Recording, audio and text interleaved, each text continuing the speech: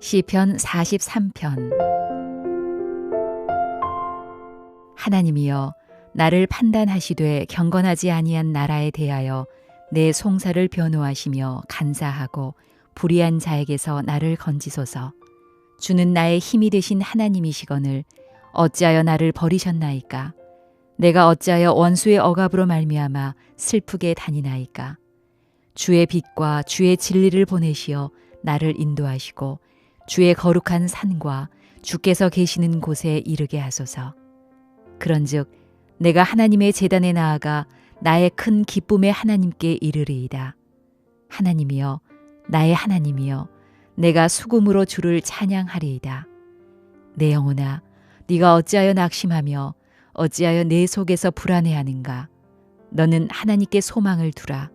그가 나타나 도우심으로 말미암아 내 하나님을 여전히 찬송하리로다.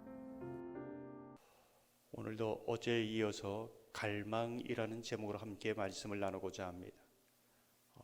시편 42편이 43편과 하나로 되어 있던 시편이 이렇게 구분되어 있다, 이렇게 학자들은 그렇게 이야기합니다. 오늘 5절을 보면 42편에서 노래하였던 구절이 그대로 또 인용되고 있습니다. 내 영혼아, 내가 어찌하여 낙심하며 어찌하여 내 속에서 불안해하는가? 너는 하나님께 소망을 두라. 그가 나타나 도우심으로 말미암아 내 하나님을 여전히 찬송하리로다. 영적 갈망, 영적 목마름이 있다는 것은 그 영혼이 하나님을 향하여 살아있다는 증거입니다. 내한테 영적 갈망이 있다는 것, 정말 하나님을 앞하여 간절한 거룩한 소원이 있다는 것은 하나님이 그 10년 가운데, 그 인생 가운데 하나님의 능력을, 하나님의 임재를, 하나님의 도우심을 나타내 보이고자 하는 징조가 되고 신호가 된다는 것을 말씀해 드렸습니다. 먼저 하나님께서는 일을 행하시는 것이죠. 이게 영적 갈망이 있는 자에게 주는 축복이다, 은혜다, 이제 이렇게 볼 수 있습니다. 어떤 거룩한 소원이 없는 사람은 새벽에 나와서 기도하지 않습니다. 어떤 기대가 없는 사람은 엎드려 기도하지 않지요. 기도하면서 하나님의 은혜를 경험하고 응답을 경험하고 도우심을 경험한 사람이 기도합니다. 오늘 본문을 보면 이 영적 갈망에 대해서 어떻게 얘기하고 있는가?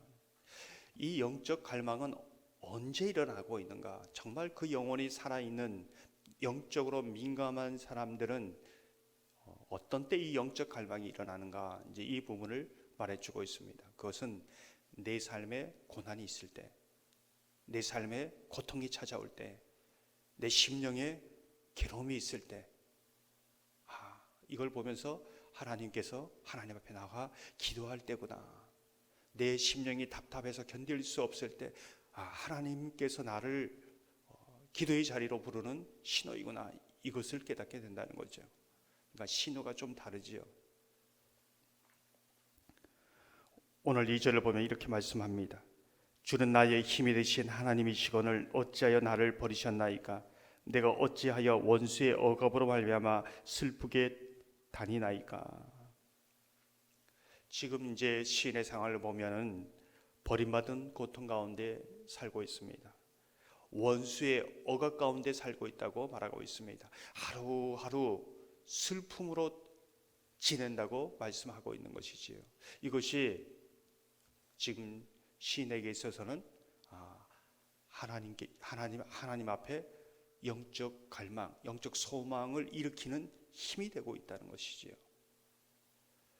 고통받으면서도 고난 속에 이전에 없던 회복에 대한 갈망이 그 10년 가운데 불타오르는 겁니다. 하나님밖에 해결할 분이 없구나. 하나님 앞에 나가면 도와주시겠구나. 이제 이렇게 하는 거죠. 제가 주일에도 말씀드렸지만은 처음 이렇게 고통이, 또한 이 하나님의 신호가 있을 때 바로 영적으로 민감하게 반응하는 사람은 더 심한 고통으로 가는 그것이 멈춰집니다. 거기에서 그칩니다. 어떤 분은 더 심한 고통 가운데 있는 사람은 정말 하나님 앞에 납작 엎드릴 때에 그 더 심한 고통이 멈춰지는 것이지요. 이게 고통의 신비다, 이제 이렇게 볼 수 있습니다. 제가 예전에 여러분도 경험해 보았겠지만은 이를 처음에 이제 좀 아플 때에 방치해 두면, 그 고통을 그냥 방치해 두면, 그냥 진통제 먹고 그냥 지나버리면은 나중에 보면 이가 썩고, 신경치료 1단계, 신경치료할 단계는 그렇게 하지만은 더 가면 이를 뽑아야 되고 임플란트를 내야 됩니다. 그 처음에 오는 고통의 시련을 받아들이지 못하고 방치하면 이렇게 되는 것이죠. 개인적인 일이지만 오늘 제가 오후에 사랑니를 뽑습니다. 더 몇 번씩 고통의 신호가 와서 이제야 이제 가는 겁니다. 여러분에게도 그 신호가 있다는 겁니다. 징조가 있다는 겁니다. 거기에 빨리 반응을 해야 된다는 거죠. 아마 고통, 고난이 없었으면은 이 시인에게는 그런 갈망, 하나님 앞에 그 영적 갈망이 없었을지도 모르겠습니다. 정말 살아가는 건 편하고 문제가 없는데 영적으로는 죽어 있는 상태가 될 수 있다는 겁니다. 시편 78편 29절에서 31절을 보면 이렇게 말씀합니다. 그들이 먹고 심히 배불렀나니 하나님이 그들의 원대로 그들에게 주셨도다. 그러나 그들이 그들의 욕심을 버리지 아니하여 그들의 먹을 것이 아직 그들의 입에 있을 때에 하나님이 그들에게 노여움을 나타내사. 그들이 원대로 다 주셨습니다. 어려운 거 없습니다. 그런데 영적으로는 굉장히 빈곤하고 영적으로 죽어 있는 상태이죠. 욕심에 이끌려 살아가는 거죠. 하나님께서는 하다못해 이제 하나님의 노를 받아서 거기에 돌이키는 겁니다. 오늘 시인은 영적 이 갈망을 가지고 내가 비록 버림받은 그런 상황 속에 있지만은 다시 내가 하나님 안에 있고 하나님의 자녀라는 그 하나님의 확증, 그 약속, 그 음성을 듣기를 사모하면서 기도하고 있습니다. 억압받는 고통에 있지만은 하나님이 정말로 자유를 주실 거야. 정말 하나님께서만이 이 자유를 주실 거야. 이 소망을 가지고, 이 갈망을 가지고 기도하고 있는 거죠. 지금 슬픔 가운데 있지만은 저녁에는 나에게 슬픔이 있지만은 아침을 맞이할 때는 하나님이 주시는 기쁨이 찾아올 거야. 이 영적 갈망이 있습니다.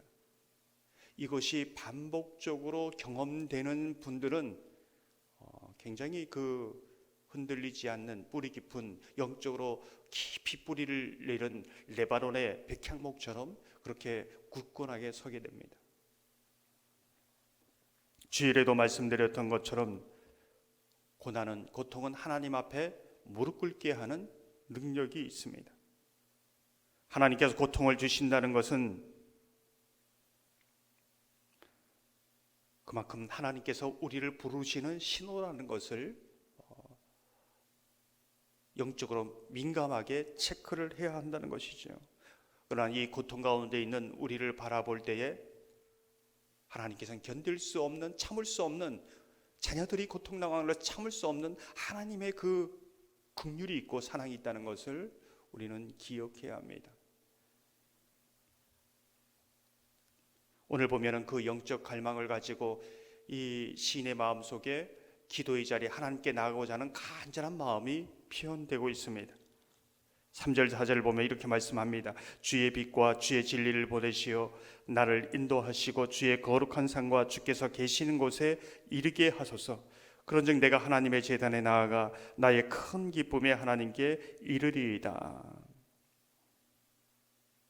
이 영적 갈망을 가지고 주님 앞에 나갔을 때 어떤 일이 일어나는가?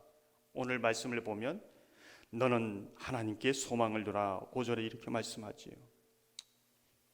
막 영적으로 괴로울 때에 자세히 자신은 모릅니다. 사람에게 소망을 둔 거죠. 그래서 괴롭고 힘든 겁니다. 그런데 하나님 앞에 기도할 때에 그것을 깨닫는 겁니다. 그래서 하나님께 소망을 두게 되는 거죠. 이제는 내가 이 고통이 전부였는데 때론 자녀 때문에 이 고통이 전부였는데, 이게 모든 것이었는데 하나님께 소망을 두고 하나님을 바라보게 되는 거죠. 기도하면서 거기에 소망을 두면 안 되는구나, 하나님께 소망을 두어야 되는구나, 이 믿음으로 나아간다는 것입니다.